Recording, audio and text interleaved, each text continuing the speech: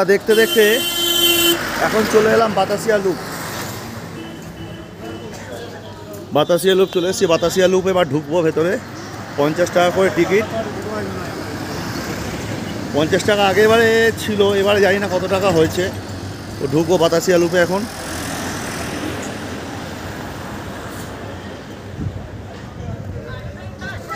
পঞ্চাশ টাকা করে টিকিট, 8 জন আছি, 400 টাকা।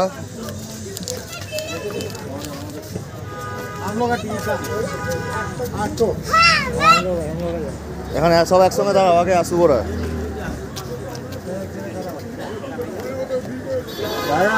আগে টিকিট অন্যরকম ছিল, এখন করে দিয়েছে ই টিকিটের মতো বলা যায় এটা।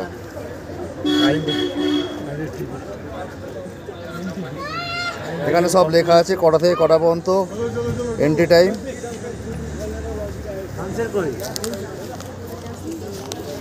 যাই হোক, আমরা এখন ভেতরে ঢুকবো, চলো।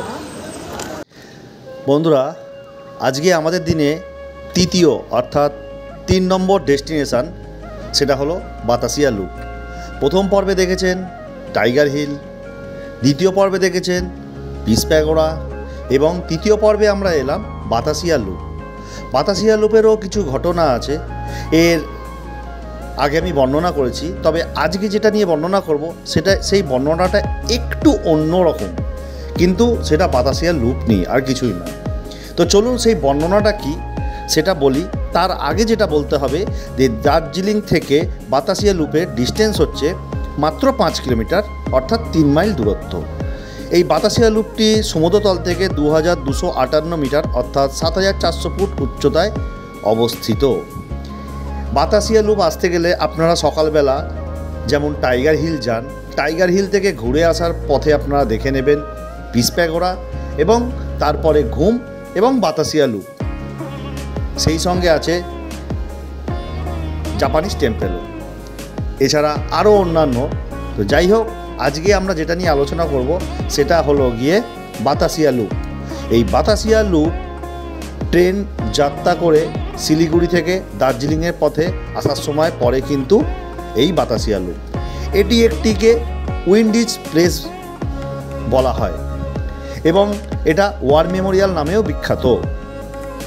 বাতাসিয়া লুপটি মাউন্টেনের দর্শনের জন্য মানুষকে আকর্ষণ করে, বিশেষ করে কাঞ্চনজঙ্ঘার এক বৃহৎ রূপ, যেটিকে শৈত বুদ্ধা অর্থাৎ স্লিপিং বুদ্ধার সাথে তুলনা করা হয়।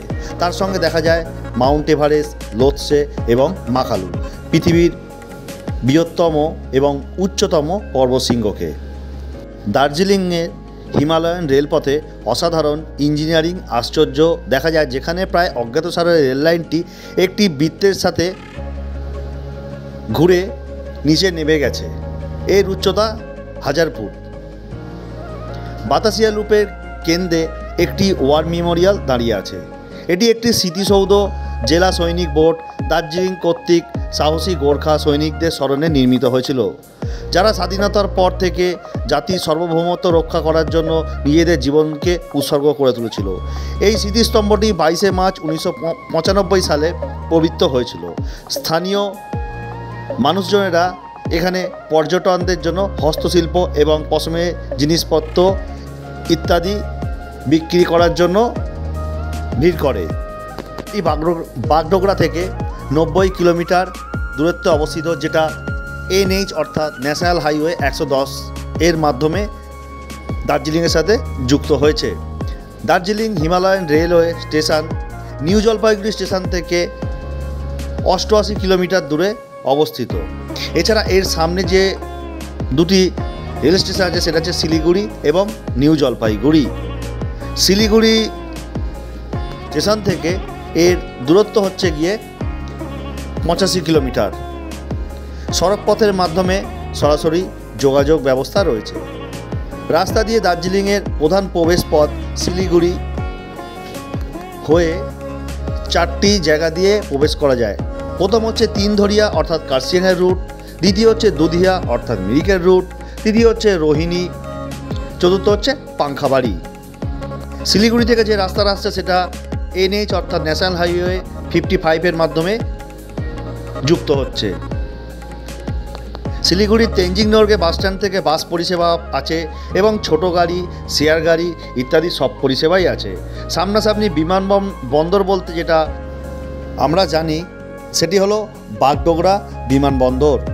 বাতাসিয়া লুপ হলো একটি সর্পিল রেলপথ যা ভারতের পশ্চিমবঙ্গে দার্জিলিং জেলায় দার্জিলিং হিমালয়ান রেলওয়ের আরোহণের গ্রেডিয়েন্ট কমানোর জন্য তৈরি করা হয়েছে। এই রেলপথটি একটি সুড়ঙ্গের মাধ্যমে এবং একটি পাহাড়ের চূড়ার উপর দিয়ে চলাচল করে। এটি 1919 সালে চালু হয়েছিল। এই স্থানে 50,000 বর্গফুট একটি ফুলের বাগান দিয়ে সুসজ্জিত করা আছে।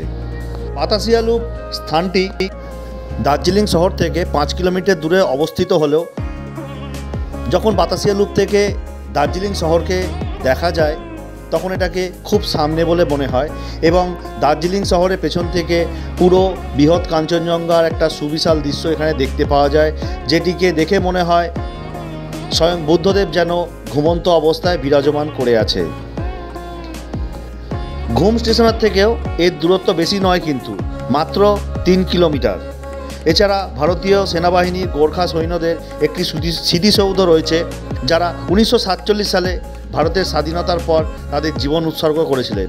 1995 সালে এই স্মৃতিসৌধটি স্থাপন করেছিল এবং দার্জিলিংয়ের বিখ্যাত হিলকার্ট রোডের ওপরও অবস্থিত। বাতাসিয়া লুপের যুদ্ধ স্মারক দার্জিলিংয়ে সাহসী গোর্খা সৈন্যদের সম্মান জানায়, যারা স্বাধীনতার পর থেকে ভারতের জন্য নিজেদের জীবন নির্বাসন করেছিলেন। দার্জিলিং জেলা সৈনিক বোর্ড দ্বারা নির্মিত এই বাতাসিয়া লুপ, এটিতে শহীদদের রোল অফ অনার সম্বলিত একটি 30 ফুট উঁচু সমাধি ফলক রয়েছে এবং এর মুকুটটি 9 ফুট উঁচু ব্রোঞ্জের একটি গোর্খা সৈনিকদের মূর্তি দ্বারা সজ্জিত।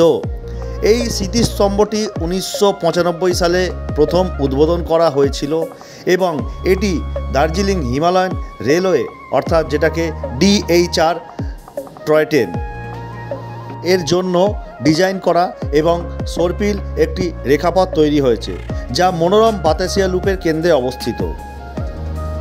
ভারতের স্বাধীনতার পর বিভিন্ন যুদ্ধে জাতির সার্বভৌমত্বের জন্য চূড়ান্ত ত্যাগ ও স্বীকারকারী গোর্খা সৈনিকদের স্মরণের জন্য এই স্মৃতিসৌধটা বানানো হয়েছে। 1995 সালে 22শে মার্চ এই স্মৃতিস্তম্ভটি পবিত্র এবং উদ্বোধন করা হয়।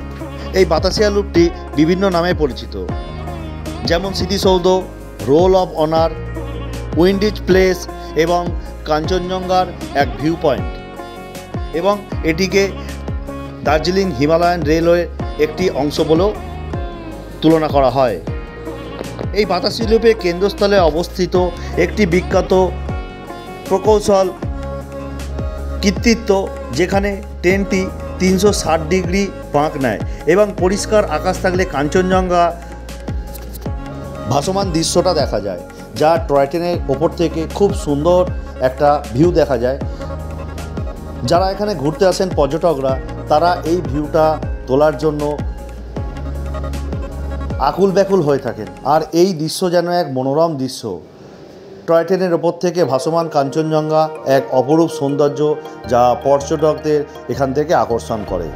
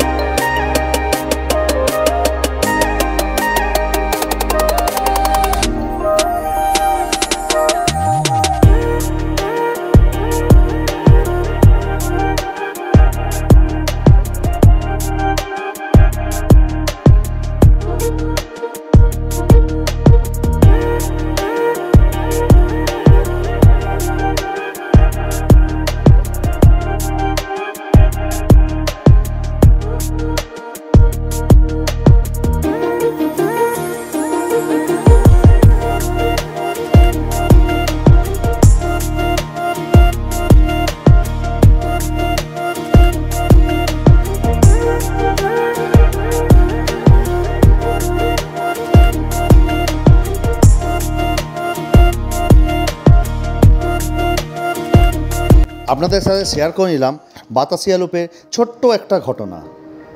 যদি ভিডিওটা ভালো লাগে অবশ্যই লাইক কমেন্ট করবেন, আর যদি ভিডিওটা মনে হয় ইনফরমেটিভ তাহলে অবশ্যই শেয়ার করবেন। আজকে এই ভিডিওর মাধ্যমে আমি আপনাদের থেকে বিদায় নিচ্ছি। দেখা হবে আগামী ভিডিও আপনাদের সাথে। ভালো থাকবেন, সুস্থ থাকবেন, ভালো করে ঘুরবেন, আর অবশ্যই কিন্তু আমাদের জানাতে ভুলবেন না আপনাদের সেই অভিজ্ঞতা।